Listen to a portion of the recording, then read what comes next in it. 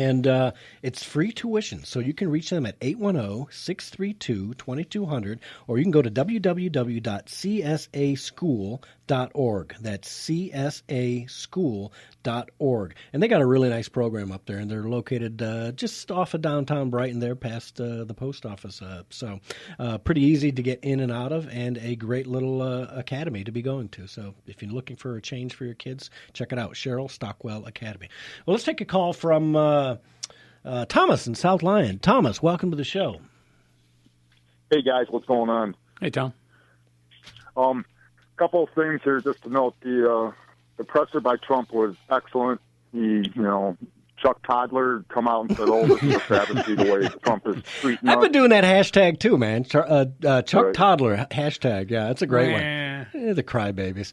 Yeah, so you liked it? Oh, I thought it was real good. And just to bring the reality and the hypocrisy of these alphabet news corps out there is something that is refreshing to us that have backed Trump. But my other question about getting rid of Stabenhole is, what about Debbie Dingle? Debbie Dingling. Well, you know what? That's what those people downriver have to finally open their eyes a little bit, because you know what? When I was 18, I think my first thing I voted for John Dingell, right? Because that's what you did, and he was the second Dingell. Yeah, and he was the second Dingell. It's what you did downriver, and people have to get out of that mindset of it's not a dynasty, for crying out loud. Put somebody in there who really cares, because John at least was kind of a Second Amendment supporter, but I don't think Debbie's a Second Amendment supporter at all. So people downriver, there's a lot of hunters and a lot of Second Amendment guys, a lot of union guys. She doesn't help you. She's not going to help you. Get rid of her downriver. That's all I can say. In 2018, vote her out of office and pick somebody new. Oddly enough, she's doing... Go ahead. I grew up in Wyandotte, so I'm very familiar with that. I was there up until I was about 30, 35. And I grew up in Riverview, man. So when did you graduate from high school? Pardon me? When did you graduate from high school, Tom? 79. Okay, so you're a little before me. I got out in 82 and couldn't stay downriver, so I left. But yeah, I'm out here by you now. I used to hang out downriver all the time.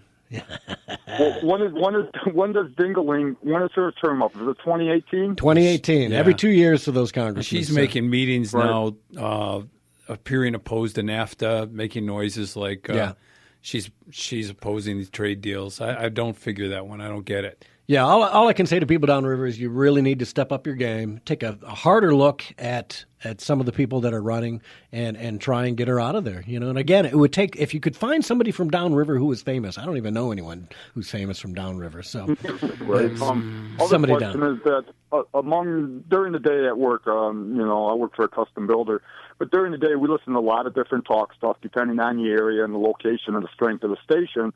But also they're saying that the unions are now starting to back Trump because of his common sense and bringing jobs back. And so if we could switch the tide of the unions from just feeding off the Democrat teat, we might, make some inroads, and to where some of these states are, blue/red, we can make them a solid, possibly red. Well, she's not just downriver. Look at the plane yesterday, the Boeing plane, or down that Trump in South Carolina went to the dedication. Yeah. I mean, this is, like you said, he's done more in 4 weeks than a lot of presidents have done in their whole terms. Right. Yeah, and you know what? Which is refreshing. Yeah, I think the problem with the union, I think the union guys have probably always known that, the union leadership likes to get that, they get money and kickbacks and everything else, and there's a reason why the union leadership, and all I can say to union guys is change your leadership, man. Change your leadership and don't follow that same old Democratic pylon. You know what I mean? It's neat. It's crazy why they do that. So. Yeah. Here's another question. Maybe you guys can explain it. When they say it's the Democrat Party, but it's a democratic society, but a lot of times these news reporters are trying to use that word democratic to describe the Democrats to make them sound a little more elitist or education, more smarter. Because sometimes I think the word democratic is used wrong when you're describing, well, they're a Democrat. They're not a Democratic. Yeah. Well, they're a Republican. Are you a Republicratic? I mean, how can you define that? Because I hear that, and am I interpreting, or well, no, is we've it being been used we've been wrong? saying in our culture, we're spreading democracy around the world, and really that tells about giving people a vote. Except we don't have a democracy. We have a republic. Yeah, you think of the Democratic Republic of East Germany, or the Socialist Soviet Republic, they all call themselves democracies or called themselves In a true democracy, it's mob rule. Yeah, and that's the way the Democrats in this country want it, because they'd like to get rid of the Electoral College and let those mobs of people on the East and West Coast force the rest of us to live their lifestyle, which we don't want. And that's why the Founding Fathers had an Electoral College to begin with, because it gives a little more say to people out here in the middle, even though we may not have the sheer numbers in California or the sheer numbers in New York. You know what I mean? The Electoral College is there for a reason. And we don't have mob rule. We have a constitutional republic. That's what we are. We're not a democracy. Yep. And isn't there around 4,000 or so counties in the United States, individual counties, and Trump won close to 3,500 or 3,400 compared to Hillary's 300 to 400 counties? If I understand what you're saying about the counties, but really the political subdivisions that we need to be concerned about are congressional districts. And it's the congressional districts that give us the number of electoral college votes. And quite frankly, that's why I think that we ought to be, at least in the state of Michigan, be pushing for district representation instead of winner take all for our electoral votes.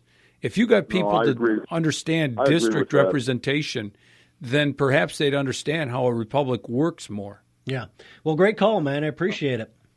And another thing is, I'm really sick of these snowflake weenies just crying and just can't accept, and they just, 1-800-PROTEST, that's what it is, George Soros, 1-800-PROTEST. We got to find the source of this money, and some people need to go to jail. Yeah, and that's a show unto itself, and we're going to do that show. I think Hungary is looking at taking him down. Yeah. All right. Well, Thomas, I appreciate it. I definitely enjoy 1600 AM. You guys do a good job. Well, thank you so much. All right, Thomas, take care. We'll talk to you later. Thank you. Bye. Okay, and Joe from Wyandotte wanted to mention it was Jeff Jones who ran against Debbie Dingell last time around. So, Jeff Jones, give it another shot next time, and you people downriver, look at Jeff Jones, for crying out loud. What have you got to lose? You know what I mean? If nothing else, try changing something for a little bit. But that district comes as far as Ypsi Township too. She's unfortunately my representative also. It's not just downriver. We have to understand that. It's Belleville. With the Dingell did. There you go. Okay, well, I wanted to get into fake news a little bit, right? And this crazy hysteria that the Republicans and the Republican elites and the Democrats are all pushing. And part of it is the deportation, which you and I were talking about before the show today, right? Everyone's making this big hysteria about Trump's throwing everybody out of the country, is rounding people up, and now the fake news is their National Guard's going to round people up. Well, let's listen to track 4, because here's some crazy liberal, and I think this is Julian Castro, along with some other Democrats, talking about the deportation. Go ahead and run track 4, Derek. It was hard to not leave that meeting and believe that the Trump administration is going to target as many immigrants as possible. The only hesitation they seem to have was whether they would go after DACA recipients. There have been a few cases in the news where it's clear that they have picked up a few DACA folks. They have claimed that those individuals had some other offense attached to them. Claimed, really. So that they weren't just DACA recipients, they had done something else. Aside from that, everybody else is fair game for them. All right, which is total and utter nonsense, because the facts came out, and Deporter-in-Chief Barack Obama has been throwing out more people in his time per the time that Trump's been in.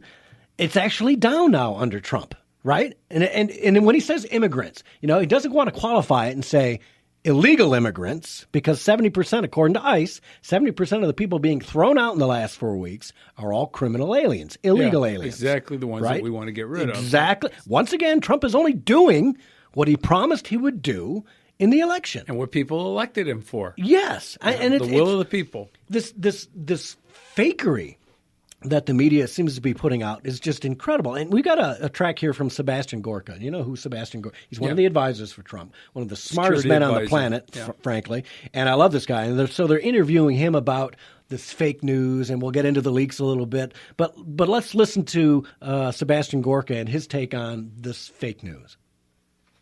Do you agree with Steve Bannon that the media is considered the opposition party?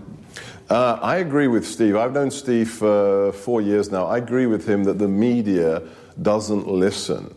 They haven't drawn the adequate conclusions. I have to say maybe 80% of the reportage on the White House, just fallacious. I come in early morning, 7 o'clock, open the newspapers, and often I read stories that talk about events where I was in the room the day before, decisions being taken, policy questions, and the story bears almost no resemblance to reality, sometimes 180 degrees out of whack. Is it a reliance on too many unnamed sources, a reliance on perhaps generating clicks and ratings and therefore maybe creating a little bit of hyperbole in fiction and then therefore selling it because that's what people want to read? I think it's a combination of things. I think the clickbait issue is a problematic one.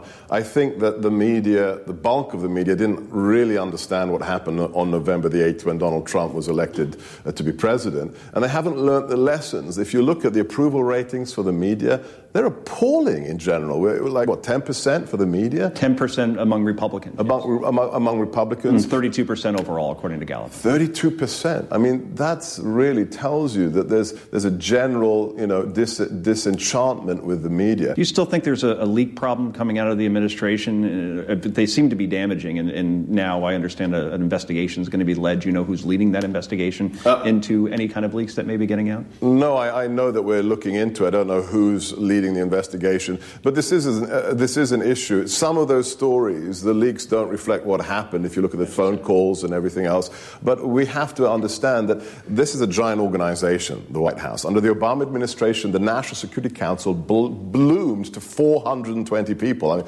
Eisenhower had 25. Think about that. Reagan had 75. Obama had 420. And a lot of those people are still here. We have legacy individuals that are helping in the handover, and unfortunately it seems that some of them are politically inclined and don't really accept a new commander-in-chief.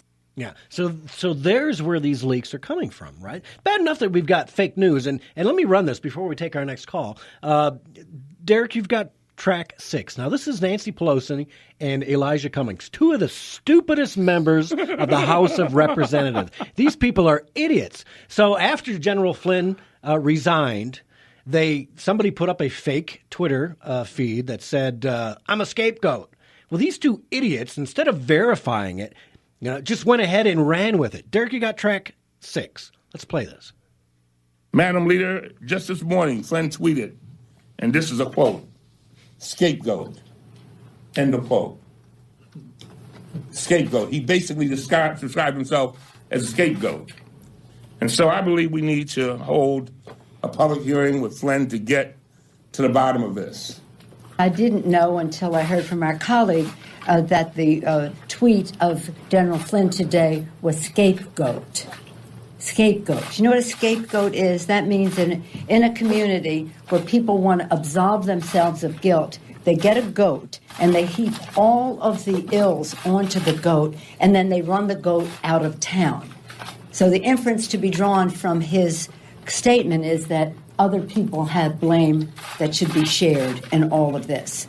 The good news is that General Flynn is gone because he was totally inappropriate, wrong for the job. But the questions that arise are even bigger. I have a tweet I'm going to make. I'm telling my staff right now. It's not scapegoat. It's Stonewall. Here's my tweet for you, Nancy Pelosi. Idiot. Hashtag idiot. They don't even bother to check into it. You have staff. You have millions of dollars worth of staff, Nancy. Why don't you verify something before you get out and make a complete ass of yourself? This woman does not belong on Capitol Hill. She doesn't belong in a school. She doesn't belong anywhere. I don't know how you can be so absolutely stupid like her and Elijah Cummings. These people are just retarded, mentally retarded, I swear to God. I'm flabbergasted when I heard that, and who would go on to make a big long story about a scapegoat defining a scapegoat? You're an idiot, woman. Please, just shut up and go away. And the people of California, you should be embarrassed. You should be highly embarrassed. Well, here, let's talk about our reach of this show and Wham. Jeff Jones must have overheard us talking about Debbie Dingell. Jeff, welcome to the show. Hey, thank you for having me on the show. All right, so Appreciate for it. those who don't know, Jeff Jones ran against Debbie Dingell this last time around, and unsuccessfully, unfortunately. But go ahead, Jeff. What do you got to say? Well, a couple things, and I even though